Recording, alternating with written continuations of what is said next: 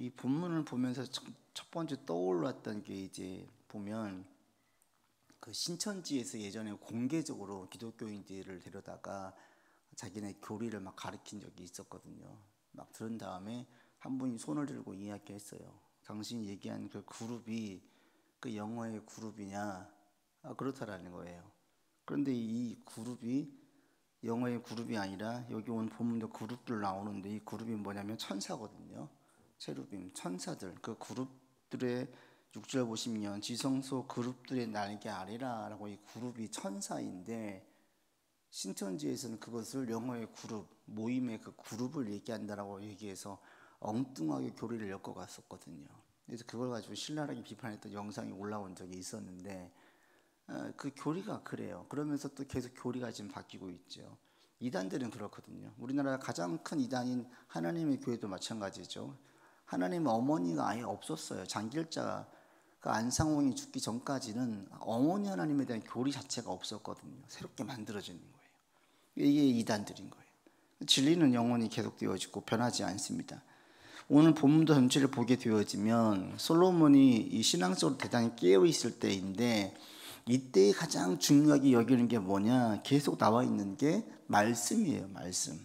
그러니까 이 구약의 말씀은 예수님도 이것은 내가 폐하러 온 게 아니라 완성하러 왔다. 마침 완성하러 왔다고 말씀하시잖아요. 필요 없는 말씀이 아닌 거예요. 그러니까 우리 가운데도 계속 그 말씀이 완성되어져 가는 거죠. 구약의 말씀을 이루어 간다. 폐하는 것이 아니라 오히려 신약에서는 그보다 더 하는 거죠.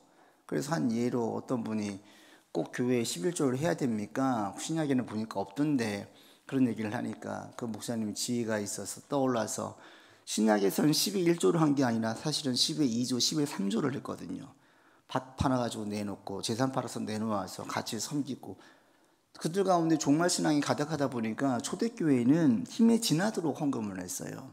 그분은 자기가 이제 하지 않는 것을 명분을 합리화시키려고 얘기했는데 예수님도 구약의 율법들과 말씀을 폐하지 말고 그것을 이루어가라고 얘기했어요. 그래서 제가 이제 우리 교회에서도 그게 큰 숙제 중에 전에도 한번 11조에 대한 얘기를 딱 한 번 했었는데 그게 숙제 중에 하나인 것 같아요. 어떻게 우리 교인들이 물질이 있는 곳에 마음이 있다고 했는데 하나님께 물질을 드리지 않으면서 내가 마음으로 섬기겠습니다. 이게 앞뒤가 안 맞는 말이에요. 이런 것들을 어떻게 우리가 그 마음과 현실이 같이 이질감이 없이 모아갈 수 있을까? 주님께 예배드리면서 주일 헌금도 준비하지 않고 나온다는 게 이것은 목회자라서 훈련이 지금 안 돼 있는 거죠. 성도들이 훈련을 못 시키는 거죠. 그러니까 그들이 올 때 하나님께 예물을 드리는 게 당연한 것이고 준비되어 있는 게 당연한 것이고 또 자기가 할 수 있으면 11조를 드리는 게 당연한 건데 이런 것들에 대해서 너무 자유하게 해버리면 어느 정도는 좀 부담감을 가지고 다 못하더라도 부담감을 가지고 있으면서 때가 되면 내가 완전히 드리겠습니다. 이렇게 나가야 되는데 그게 이제 안 되는 것들을 볼 때 이거 어떻게 현실적으로 얼마나 배려하고 또 어떻게 해야 될까 그런 고민들이 제 안에 계속 있어요. 뭐 강성 발언은 못 하겠더라고요. 근데 중요한 것은 이 말씀은 변하지 않는다는 거예요. 계속 동일하고 그 말씀이 신약에서도 폐한 것이 아니라 더하면 더했지 덜 하지는 않았어요. 그리고 이 오늘 본문에 보게 되어지면 솔로몬이 얼마나 말씀을 의식하고 염두에 두면서 성전 봉헌식을 하고 있는지를 알 수가 있습니다. 문제를 같이 보면서 보죠. 영적으로 깨어있는 자들을 보게 되어지면 첫 번째가 이 하나님 앞에 대단히 말씀을 사모하고 말씀을 의식하는 것을 알 수가 있는데 솔로몬이 지금 그런 상태예요. 그러니까 하나님의 역사가 있고 오늘 8장 전체를 보면요. 하나님께서 어떤 사람의 역사를 받으시고 그들을 통해서 일이 일어나게 하시는지 이 솔로몬의 본문 전체에 나타나는 큰 특성이 두 가지가 있는데 그 중에 한 가지가 말씀을 대단히 중요하게 여기고 있다. 이걸 보면 알 수가 있습니다. 1번 같이 보겠습니다. 솔로몬은 예루살렘 성전을 완공한 후 언약궤를 옮깁니다. 언약궤를 성전으로 옮길 때 솔로몬이 가장 신경 쓰는 부분은 무엇입니까? 이 옮길 때 보게 되어지면 계속 이 궤를 옮길 때에 3절에 보시면 궤를 어떻게 합니까? 매지요. 4절도 보시면 궤, 회막, 성막 안에 모든 거룩한 기구들을 메고 올라가지요. 계속 메고 올라가요. 그리고 이제 5절에는 많은 정성껏 이것들을 하나님께 제물로 드리는 거 볼 수 있습니다. 다윗 때에 시온산에 두었던 그 언약궤가 솔로몬이 지금 성전으로 옮겨지는데 이게 직선거리가 한 700m 정도밖에 안 된대요. 그러니까 거리가 매우 가까워요. 그런데 이 가까운 거리를 옮길 때에 솔로몬은 매우 정성껏 준비한 거 보면 알 수가 있죠. 왜 그래요?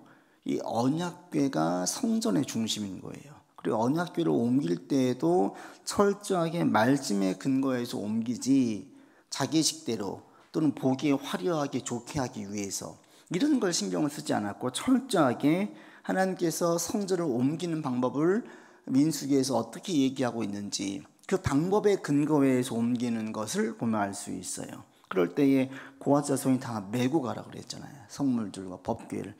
다윗 때는 그걸 못해서 한번 그 우사 사건이 있어서 성전의 법궤를 옮기는 걸 한번 중단한 적이 있었는데 솔로몬은 구약의 말씀에 근거해서 모세 오경의 말씀에 근거해서 매우 세밀하고 또 하나하나 세심하게 신경을 써서 신중하게 행동하는 것들을 보게 되어져요. 이게 이제 신앙인의 특징인 거죠. 생활을 할 때에 어떤 일을 행할 때에 대단히 이게 하나님 말씀에 합당한지 다 생각을 한다는 거예요.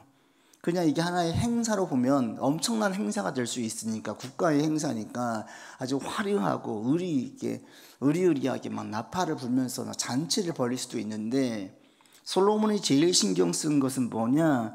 말씀에 근거해서 자기 방식대로 사람들 보기에 좋은 대로 법궤를 옮기는 것이 아니라 성경 말씀에 근거해서 말씀대로 옮기는 것을 알 수 있어요.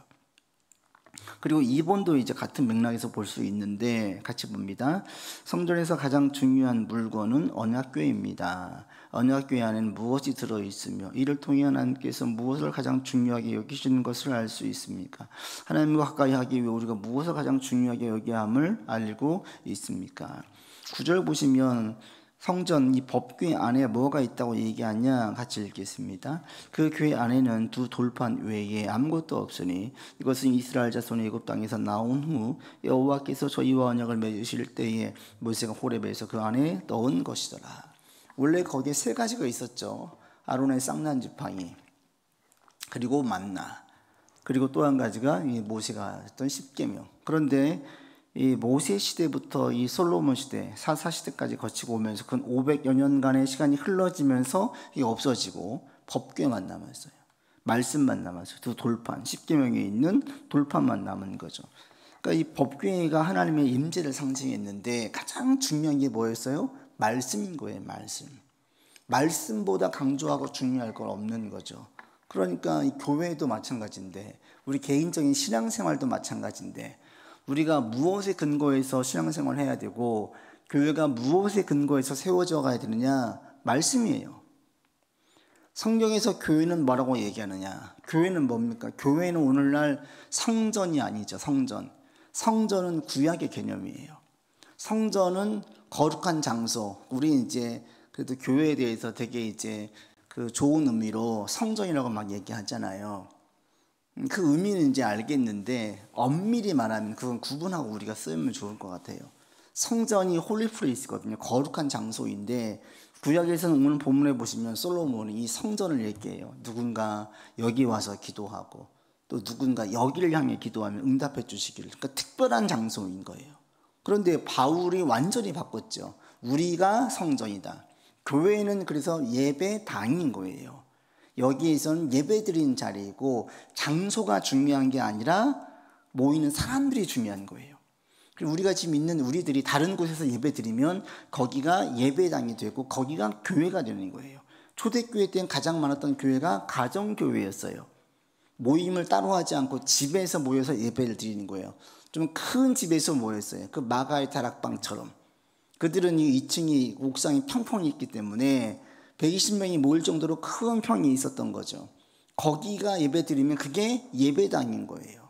그게 교회가 되는 거예요. 그리고 정말 중요한 건 그래서 이 교회는 정말 중요한 게 믿는 자들이 중요한 것이지 장소가 중요한 게 아니다.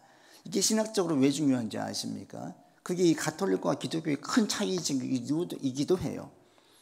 성당들 가보면 얼마나 거룩하고 엄숙해요. 고도 높게 지어가지고요. 울림도 있고요. 많은 그 조각상들도 있어가지고 대단히 보면 엄숙한 분위기를 만들어요. 왜? 성전의 개념이기 때문에. 그 자체가 거룩하다 보니까 그렇게 만들어요. 가면 홀리해지죠. 그래서 그런 면에서는 되게 좋아요. 그런데 교회에서는 이걸 다 없애는 거예요. 파격적으로. 왜? 이게 장소가 중요한 게 아니에요. 우리가 성전이라는 거예요. 그러니까 교회를 성전의 개념으로 보면 이곳은 아주 거룩하게 다 꾸며야 돼요. 온갖 비싼 것들로. 교회의 개념으로 보면 하나님께 예배에 집중할 수 있고 예배를 드릴 수 있는 환경으로만 만들면 되지, 여기에 수십억 수백억을 쏟아부으면 안 되는 거예요.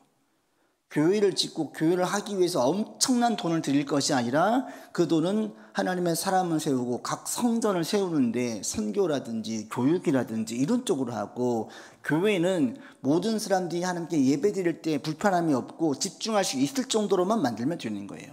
이게 바로, 그래서 신학이 중요한 거예요. 교회라는 것이 뭐냐? 성전이냐 예배당이냐? 그럴 때 바울이 완전히 파격적인 거죠. 성전을 너희가 곧 성전이다 이야기하면서 우리가 성전이란 사실, 교회는 예배를 드리는 장소라는 사실, 그럼에도 우리가 교회가 참 중요하다고 느껴지는 게, 교회는 순수하게 예배 드리기 위해서 만들어진 공동체잖아요. 장소잖아요. 교회를 오게 되어지면 자연스럽게 하나님의 첫 번째 신경을 쓰게 돼요. 근데 일반적인 집에서는 어때요? 이것저것 신경 쓸 게 많거든요. 그러니까 교회 와서 기도하고 예배 드리는 거예요. 이게 우리한테 도움이 되어지죠. 그러나 이 도움이 되어진 교회를 절대 신성시하거나 신봉하면 안 된다. 우리 자신이고 성전이다. 이게 바로 말씀의 근거에서 구분해 보면요, 이렇게 차이가 있어요. 그러니까 이런 것들을 잘 분별해서 알아서 우리의 신앙을 세워야 되는 거죠.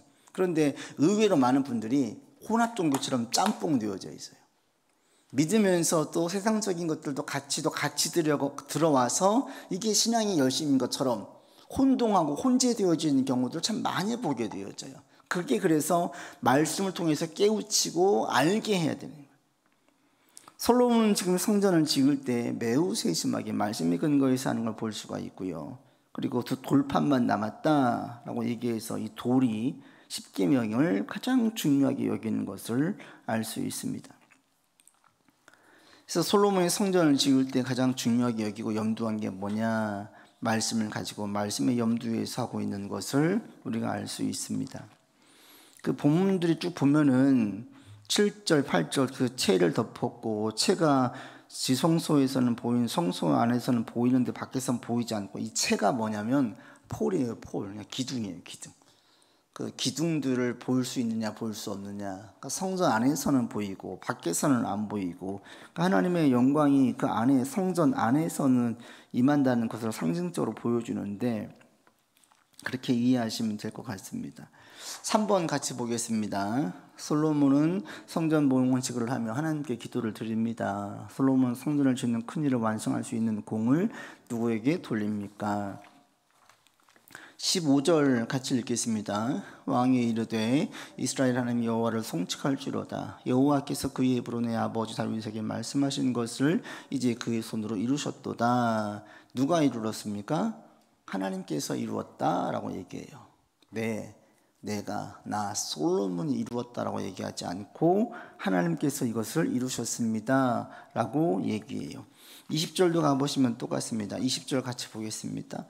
이제 여호와께서 말씀하신 대로 이르시도다. 내가 여호와께서 말씀하신 대로 내 아버지 다윗을 이어서 일어나 이스라엘의 왕 위에 앉고 이스라엘 하나님 여호와 이름 위하여 성전을 건축했어요. 이것을 누가 말씀하신 거예요? 하나님께서 말씀하신 대로 했다는 거예요. 그러니까 자기에게 공을 돌리지 않아요. 하나님께 쓰임받고 하나님께 영광을 돌리는 사람들의 특징 중에 또 한 가지가 뭐냐면 겸손이에요. 겸손. 솔로몬의 이 전체 면면에 나와 있는 게, 하나는 말씀을 중요하게 여기고 있고요, 또 한 가지는 대단히 겸손해요. 자기를 낮추고 다윗을 높이고 하나님을 높여요. 자기의 공은 한 개도 없어요. 공치사도 하지 않아요. 솔로몬이 얼마나 준비를 많이 했어요. 물론 다윗이 자제를 다 준비했지만 두루왕 히람에게 편지를 써서 인부들을 보내달라고 이야기하고 3교대로 사람을 짜서 성전을 짓게 만들고, 그리고 거기 다 대주고 이것저것 신경 쓰기 한두 가지가 아니에요. 그런데 솔로몬은 그 자기의 모든 수고는 하나도 중요하게 여기지 않고 이것이 이루어지는 데에는 전적으로 하나님의 말씀대로 되었다. 하나님께서 하신 것이다 라고 얘기합니다. 그리고 또 한 가지 17절 읽겠습니다. 내 아버지 다윗이 이스라엘의 하나님 여호와 이름을 위하여 성전을 건축할 마음이 있었더니 이 성전 건축은 내가 한 게 아니라는 거예요. 아버지 다윗이 그 마음을 가졌었고 하나님께서 다윗을 통해서 이루게 하신 것이 지금 내 때에 보게 한 거다. 그래서 솔로몬은 이것들을 자기를 높이거나 자기를 알리는 데 얘기하지 않아요. 철저하게 하나님을 높이는 것을 볼 수 있어요. 4번 또 보면 이게 다 나와 있습니다. 같이 봅니다. 솔로몬은 성전이 누구를 위한 것임을 밝히고 있습니까? 16절 보겠습니다. 내가 내 백성 이스라엘을 애굽에서 인도하여 낸 날부터 내 이름을 둘만한 집을 건축하기 위하여 이스라엘 모든 지파 가운데에서 아무 성읍도 택하지 아니하고 다만 다윗을 택하여 내 백성 이스라엘을 다스리게 하였노라. 성전에 대한 얘기를 쭉 할 때에 16절 보시면 내 이름을 둘만한, 이 내 이름이 뭐겠습니까? 하나님이죠. 17절도 보시면 여호와의 이름을 위한 성전, 성전은 하나님을 위한 것이에요. 18절에도 보시면 내 이름을 위하여 성전을 건축할 마음, 여호와의 이름을 위한 것이에요. 20절도 가보시면 여호와께서 말씀하신 대로 여호와의 이름을, 이 이스라엘 하나님 여호와의 이름을 위하여 성전을 건축하였고, 그러니까 성전을 이야기할 때 계속 솔로몬이 강조하는 게 뭐예요? 하나님이 하나님.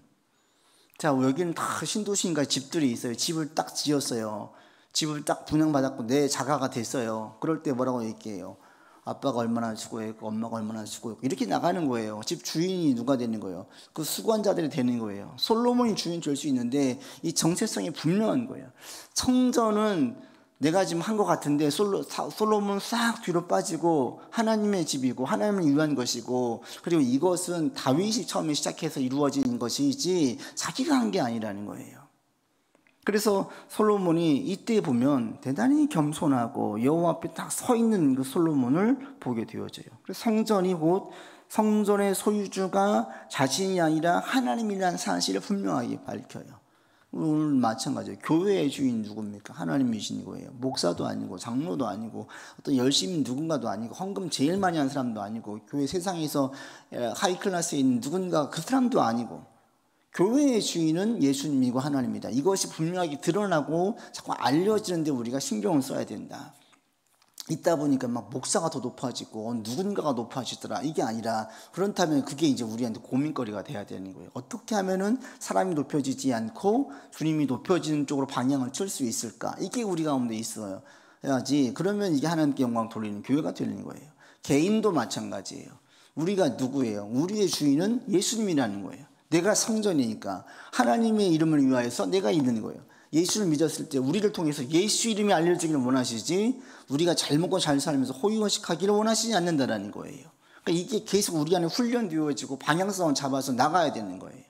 그래야지 우리를 통해서 하나님의 영광이 드러나게 되어지고 하나님께서 그런 사람을 통해서 쓰시는 것을 우리가 알 수 있습니다. 5번 보겠습니다. 다윗이 성전을 건축하고 싶었으나 하나님께서는 솔로몬을 통해 성전을 건축하게 하십니다. 이를 통해 깨닫게 된 하나님의 뜻은 무엇입니까? 다윗이 짓고 싶었잖아요. 나단도 이걸 좋게 봤잖아요. 그런데 하나님께서 그걸 안 된다고 했죠. 성전은 거룩한 건데 손에 피를 너무나 많이 묻혔기 때문에 이거 안 된다. 자식되게 하게 했어요. 그러니까 이것을 통해서 우리에게 주시는 게 뭐예요? 사람마다 쓰시는 방법, 그리고 어떤 쓰임 받을 때에 다 사람마다 다르게 쓰시는 걸 알 수가 있어요. 내가 이걸 하고 싶어도 하나님께서 그 시간과 상황과 이걸 허락해 주시지 않으면 못 하는 거예요. 지금 우리가 우리 때에 이제 우리 교회를 놓고 기도하면 우리 교회가 여기에서 우리가 함께 보면서 함께 신경 쓴 일들이 지금 여기에서만 있는 일들이 있어요. 그것들을 우리가 찾고 또 그것도 우리가 보여주시면 우리가 거기에 힘을 쓰고, 그래서 거기에서 어떤 역사가 일어나면 그게 이제 하나님의 역사가 우리 눈에 보이는 거지요. 그런 역사가 우리 안에 있으면 그것들이 우리 가운데 더 큰 어떤 영적인 도전도 되어지고 힘도 얻고 하나님의 새로운 역사도 보게 되어지는 거죠. 그런 일들이 우리 가운데 있기를 바라고 또 기대하면서 나갈 수 있기를 바랍니다. 지금 우리 때에 이 상황 가운데에서 우리가 경험할 수 있게 만들 일들이 있다라는 거예요. 그걸 잘 파악하고 깨달아서 우리가 그런 부분들을 함께 힘쓸 수 있기를 바랍니다. 6번과 7번을 보면 또 솔로몬이 얼마나 이 말씀을 의식하면서 가고 있는지를 알 수가 있어요. 6번 봅니다. 솔로몬은 응답해 주시길 바라는 7가지 사항 구체적으로 나열합니다. 솔로몬이 응답을 바라는 7가지 사항은 무엇입니까? 첫 번째로는 31절과 32절에는 정의로운 심판에 대한 요청을 해요. 내가 하나님 정의롭게 공정하게 이 땅에 대해서 우리가 이 땅에 범죄가 있을 때에 그것들을 이 제단 위에서 성전 제단에 맹세하게 되어지면 악한 자에게는 벌을 받고 의로운 자에게는 의로운 바가 드러나는 공의롭게 공정하게 이 나라가 세워지길 원합니다. 그러니까 성전을 통해서 하나님의 속성이 뭐냐, 하나님은 어떤 나라를 원하시냐, 공의롭고 정의는 공정한 나라, 공의롭고 옳은 나라를 원하신다. 그게 지금 우리가 나라를 바랄 때의 모습이고 우리 개인도 마찬가지고 공정이에요. 두 번째가 전쟁에서 피했을 때 주께 도움을 구하며 용서해 주시길 간구해요. 용서예요, 용서. 그리고 세 번째가 이 땅에 가뭄이 들었을 때에 주께 기도할 때 주님 그것들을 사해달라고 얘기해요. 흥망이 하나님께 있음을 얘기해요. 경제가 누구의 손에 있느냐? 하나님께 있다라는 거예요. 솔로몬이 그렇게 봐요. 나라를 세울 때에 이 나라가 어떻게 하면 잘 될까? 경제 대통령이 나와야 잘 되느냐? 그건 세상의 시각이고 신앙 안에서의 시각은 하나님께서 붙들어 주셔야 된다. 솔로몬이 이 사실을 잘 알고 있어요. 네 번째 37절로 40절에 보면 각 사람의 행위대로 갚아달라고 얘기해요. 모든 사람의 마음을 아신 하나님, 이걸 알아요. 각 사람의 행위대로, 행한 대로 보응하시는 공의와 같은 관점이 있죠.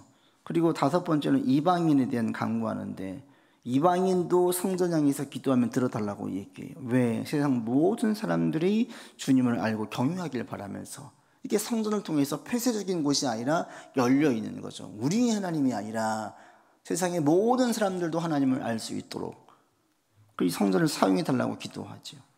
여섯 번째는 44절과 45절인데 전쟁의 승패가 하나님께 달려있음을 고백해요. 전쟁에 나갈 때 간구해요. 그러니까 전쟁 누구한테 있느냐? 하나님께 있다.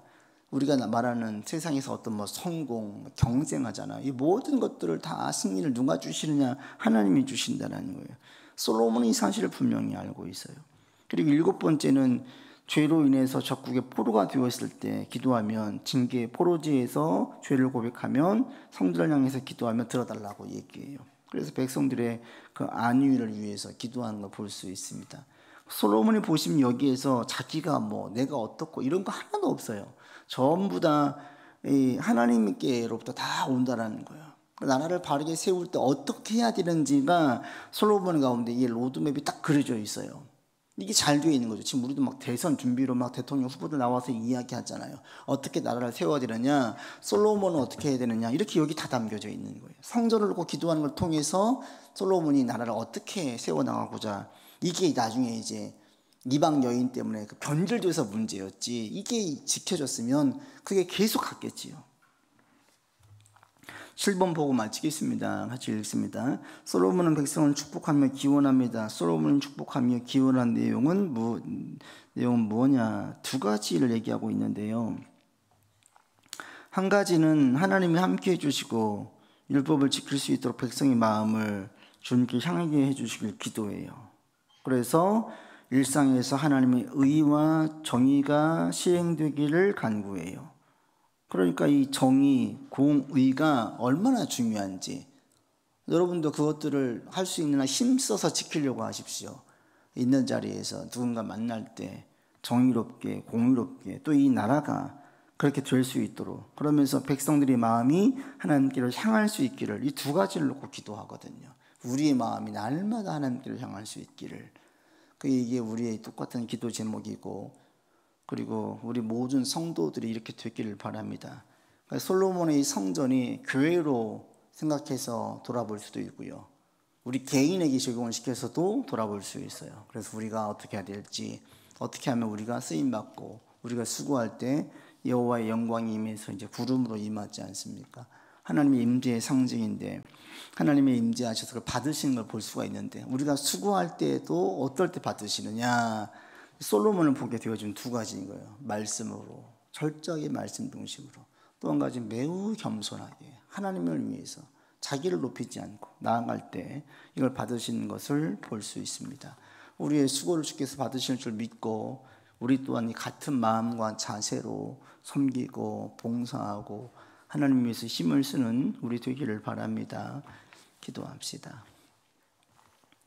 잠시 말씀 가지고 기도하고 마치겠습니다. 주님, 우리가 말씀으로 깨어있고 말씀이 중심되어서 생활하는 우리 되게 하여 주십시오. 겸손한 이들 주 앞에 서는 우리가 되게 하여 주십시오. 같이 기도하겠습니다.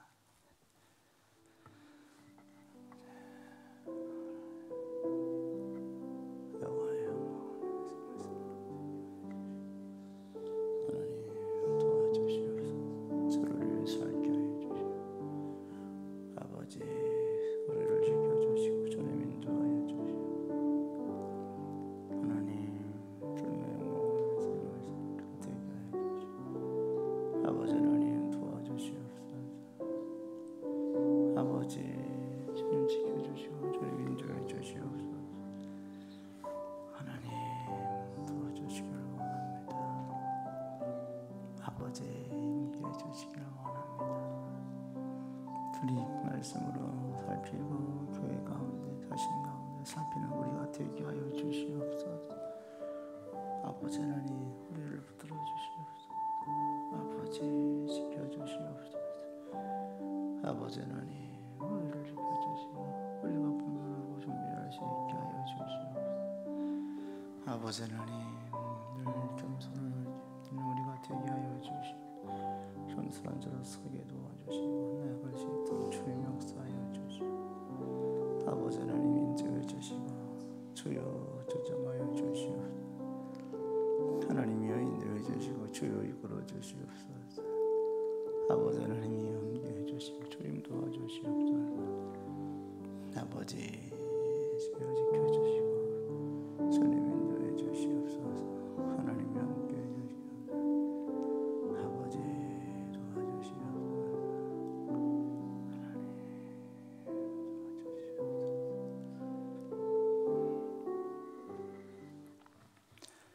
아버지 하나님, 우리가 주의 말씀을 가장 중요하게 여기고 말씀으로 나를 살피고 이 시대를 분별하는 안목을 허락하여 주시옵소서.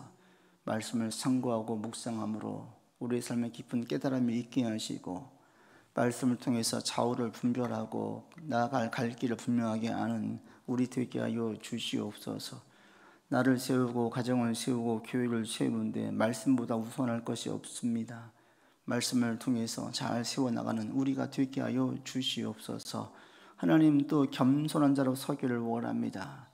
우리도 모르는 사이에 우리의 수고와 우리의 공로를 드러내고 알리고자 싶은 마음이 순간순간 들 때가 있습니다. 하나님, 오직 여호와 이름을 위하여 주님의 영광을 위해서 한없이 낮추고 낮추는 우리가 되게 하여 주시어서 주님이 높여지고 주의 영광이 가득하고 우리의 모든 수고와 헌신이 주께서 기쁘게 받으시는 우리의 모든 것이 되게 하여 주시옵소서. 교회 가운데도 함께 하여 주시옵소서. 주님, 다시 한번 간구드리오니 하늘 씨앗교회가 주의 영광이 가득한 교회, 주님께 쓰임받는 교회 되기를 원합니다.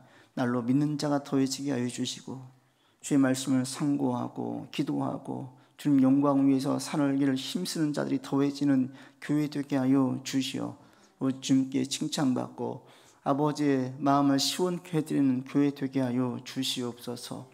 이제는 우리 구주 예수 그리스도의 은혜와 한이 없으신 하나님의 사랑하심과 성령의 교통하심과 교제하심이 오직 여호와의 영광을 위해 힘을 쓰고 겸손하게 주의 말씀을 붙들고 살기를 다시 한번 고백하는 주의 백성들 위해 이제로부터 영원토록 함께 계시기를 간절히 축원하옵나이다. 아멘.